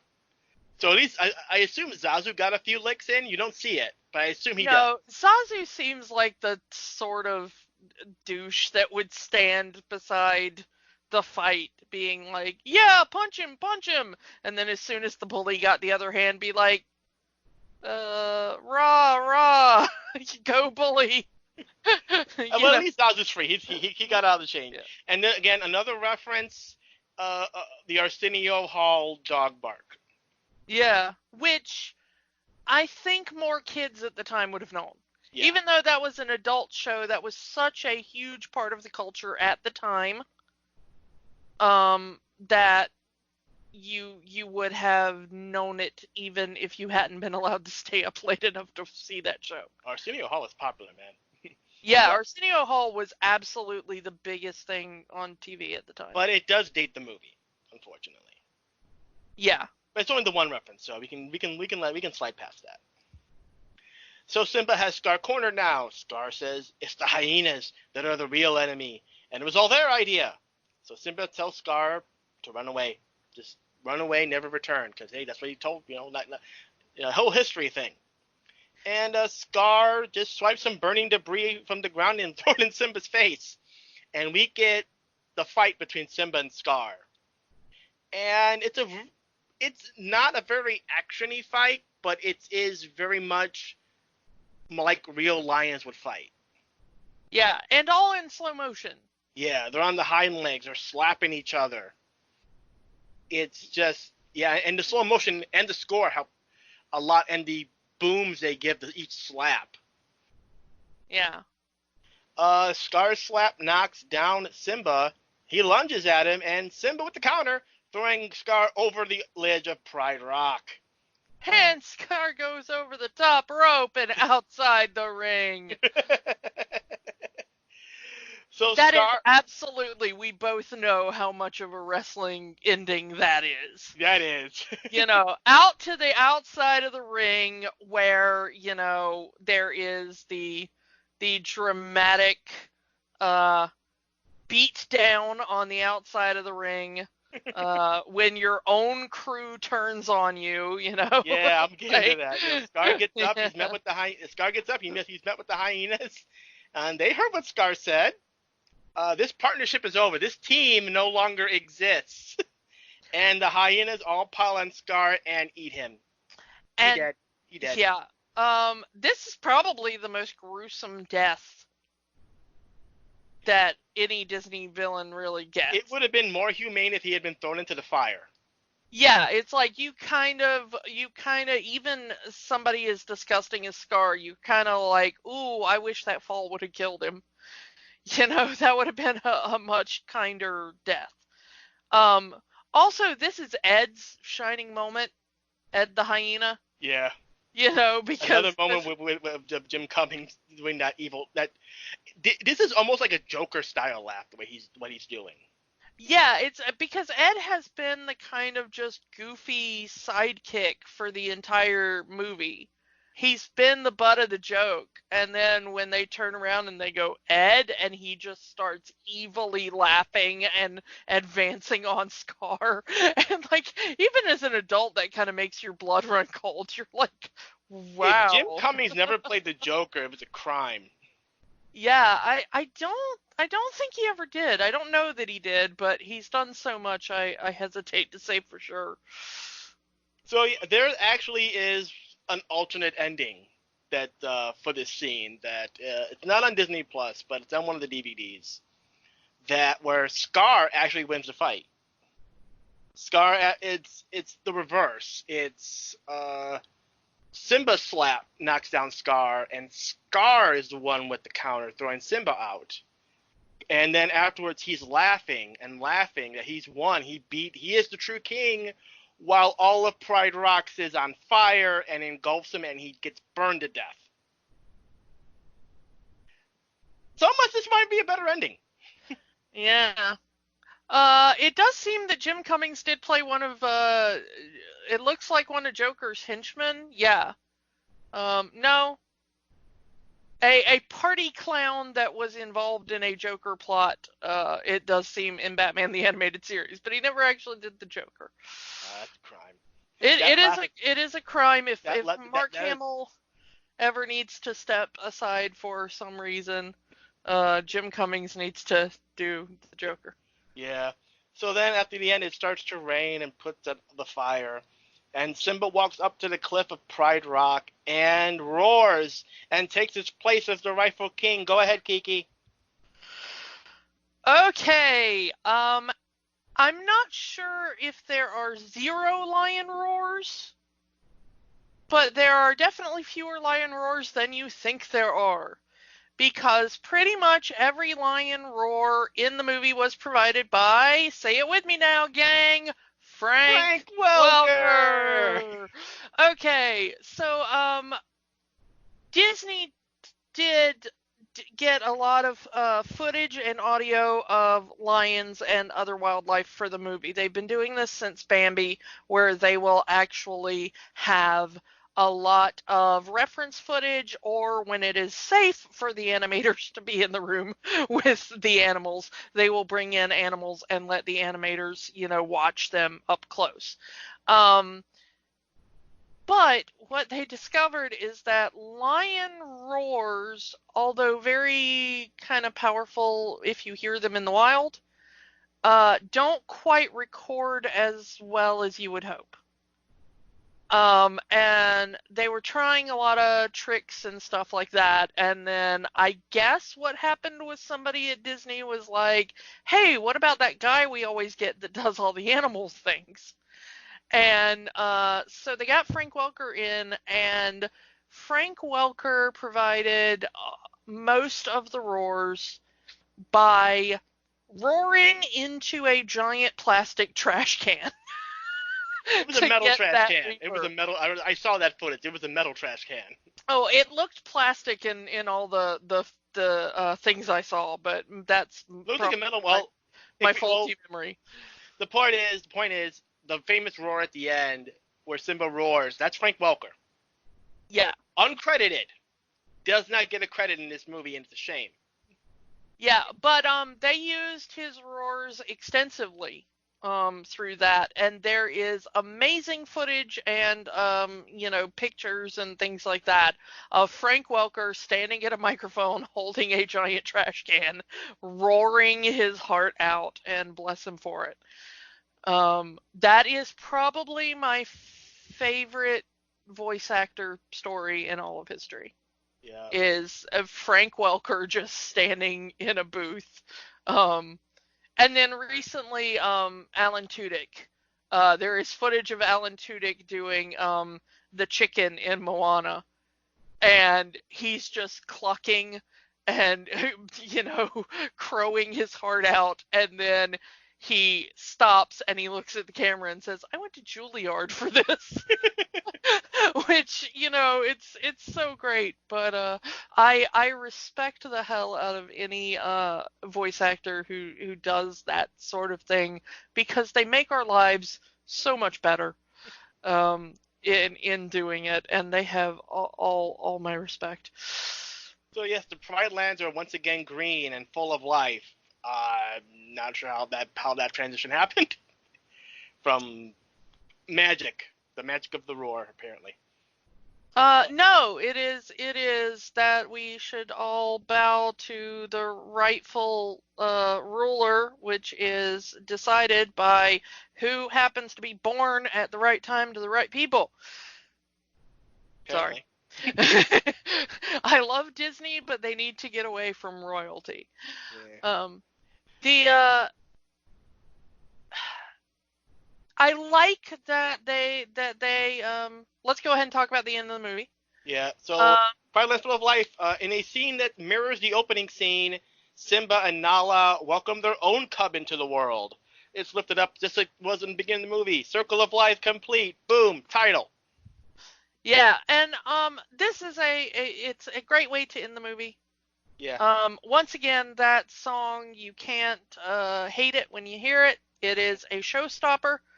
The title card with the, loud drum beat. Mhm. Again, it perfectly mirrors the beginning of the movie. And it's the circle of film. It's Yeah. it's the circle of narrative. Let's put it that way. Yeah. Which I like. The Lion King as a Cardassian repetitive epic. Please submit your papers now. I also have the same theory about Star Wars, which I'm sure we will get to whenever we talk about Star Wars. Yeah. The idea of the repetitive epic of the generations repeating the same story over and over again. The only good thing is that, as far as we know, Simba doesn't have a brother. So No. Again, there's 2 more movies of this, so we could go through it at a future date. yeah. I mean, it's one of the favorite things I love about the Back to the Future trilogy is how many times they repeat those moments. Yeah. It when done well, the repetition of tropes can be very effective. Yeah. So, does this movie hold up? I think so. Freaking lootly it does. Yeah. With the exception of the way that you view Simba as a child changing. I think that pretty much any adult who isn't an absolutely narcissistic bully will view that scene much differently as an adult than they did as a child. The interesting thing is that I find some of the morals of the movie interesting in that respect, in a way that I didn't get as a child. Which is if I can borrow kind of a line from another Jeremy Irons part, his character in the Watchmen TV show, no spoilers, makes a statement at one point that anybody who wants absolute power is the person who should never be allowed to have it. Mm-hmm. And I think that's what they were going for with Simba. Scar had the idea of, I want absolute power at any cost, and that is why he should not have been allowed to have it. Simba at the beginning of the movie also should not have been allowed to succeed to the kingship. Mm-hmm. Simba had to go through enough of his life where he realized that there was more to life than that, and that having, absolute control over something was not really a thing to be desired. That leadership is a responsibility. It's not necessarily a privilege in what it can give you. Simba needed some kind of humbling experience. Yeah. He absolutely was the rich kid that needed somebody to teach him what life was like. And he kind of did get it. He had to live essentially a humble existence for most of his life. Yeah. And so he probably would not have been ready to be the king unless he had that life happen to him. Yeah, and this is very much, this comes up a lot in stories about royalty. I mean, this is the Prince and the Pauper all over again. Mm-hmm. The privileged needing to see how the other half lives in order to get some perspective on life. And I think it is absolutely the moral that you should take away from this story, if anything. That and the thing about the past can hurt, but but that, maybe it comes down to that, other Jeremy Irons quote, anybody that wants power that badly should not be allowed to have it, because they will not have anybody's best interest but their own. I think Simba is a great way of teaching that to children. I think Disney could have done it a little bit better. I'm not sure it completely comes across, because I'm not sure I got it as a kid in quite so clear a way as I did when I got a little bit older. But I do think that it's there, and I think, especially if you're a parent and you're watching this with your child, I think that is a discussion that you should have. Would Simba have been a good king if he had become king as a kid right after Mufasa died? What if, and again, Scar is still there. Now what if he grew up with that influence of Scar? Yeah. Are the things that he wants in I Just Can't Wait to Be King? I'm brushing up on looking down. I don't want to have to take any advice from little hornbills.